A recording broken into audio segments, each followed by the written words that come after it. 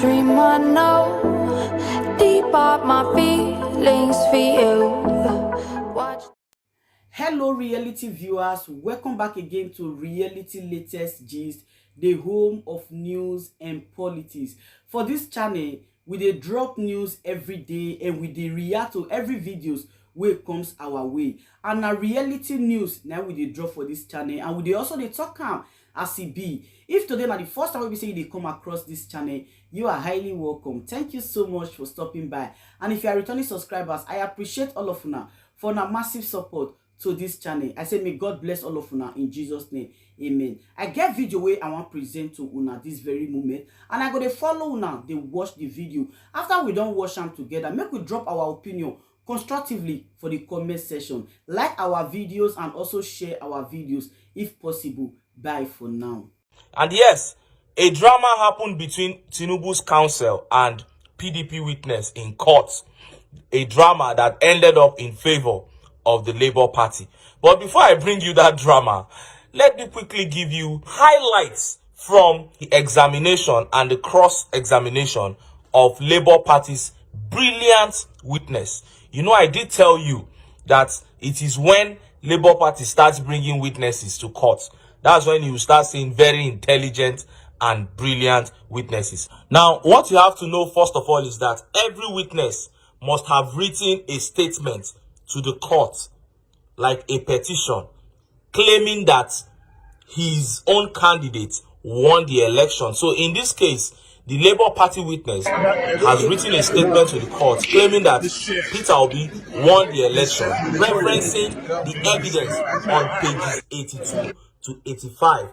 That is, he's referencing the forms EC8 already tendered by the Labour Party council, just as the LP said yesterday in that interview. He said the witnesses will speak live into the evidence. Rounding up, and then the witnesses will start coming to talk to those documents. And then you begin to see life coming into the documents. But that's how election petitions go. The witnesses will speak. Now, the Labour Party lead counsel, Sèŕìøùśly San, introduced Patrick San as the one to lead the proceedings for Labour Party, and he quickly called the witness to the stand.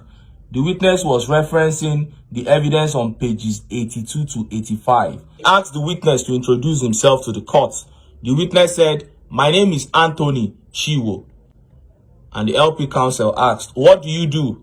Witness replied, "I'm a software engineer as well as architect." Now, after the LP counsel examined the Labour Party witness, that's almost like a form of introducing him to the court, the Inec counsel stepped forward for cross-examination.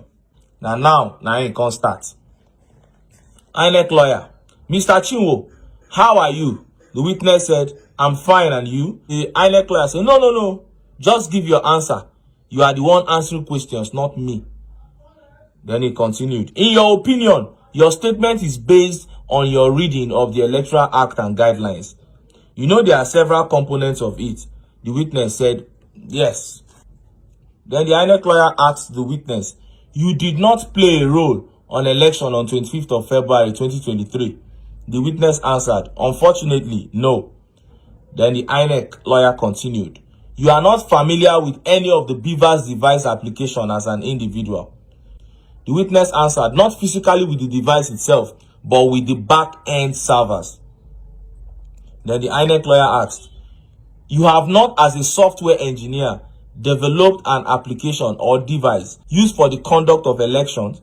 The witness, "I have developed device to collate." As he was about to continue, the INEC lawyer quickly cut him. He didn't let him finish. He said, "You have never developed an application for the collation of results to conduct any election in Nigeria." Witness said, "Yes, I have." As he was about to continue again, the INEC lawyer quickly cut him. He said, "You have never developed a device that was used for any elections in Nigeria." The witness said, "I haven't." The witness is very smart. He knows there's a difference between conduct of election and collation of results. But the INEC lawyer was asking him both all together for him to make a mistake, but he did not. He was able to clarify that he had developed a device for the collation of election results, not for the actual conduct of an election. So that's a smart Labour Party witness there. And at this point, the judge interrupted the INEC lawyer and asked him to slow down, and they were writing the conversation. The INEC lawyer apologized and continued. He said, the AWS, people never begin a conference. The AWS is the most secure provider of cloud computer services globally. Witness answered, yes, with 99% of no downtime. Before he could finish, the INEC lawyer cut him again. This is just for Peter Obi. This is just for Peter Obi. Then the Labour Party witness answered, well, having it is one thing, but it's another thing to utilize it. You can have a perfectly secure AWS, but you stop it from doing its job. Before it could finish, the INEC lawyer quickly cut in again.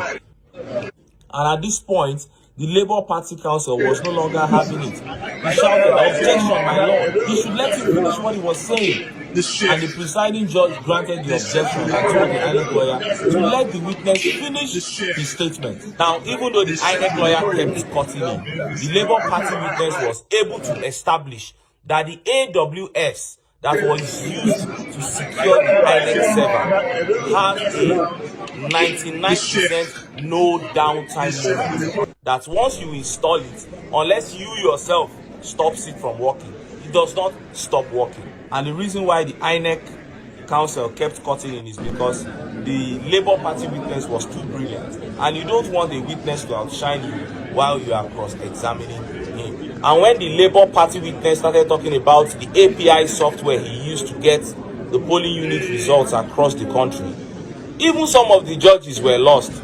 And he said he anchored his statement on the Electoral Act of 2022 using the Kenyan election as his model. Overall, Mr. Anthony Chimo, the Labour Party witness, is the most intelligent and the most brilliant witness so far to appear in this election petition. Now, let's get to the issue of the confusion that once again entered the camp of APC and PDP. It happened when Tinubu's counsel was doing the cross-examination of one of the witnesses of the PDP. And Tinubu's counsel asked him, who won in your polling unit? And the PDP witness replied, I don't declare results. I'm not the one to declare. And Tinubu's lawyer asked, did Labour Party win in your polling unit or not?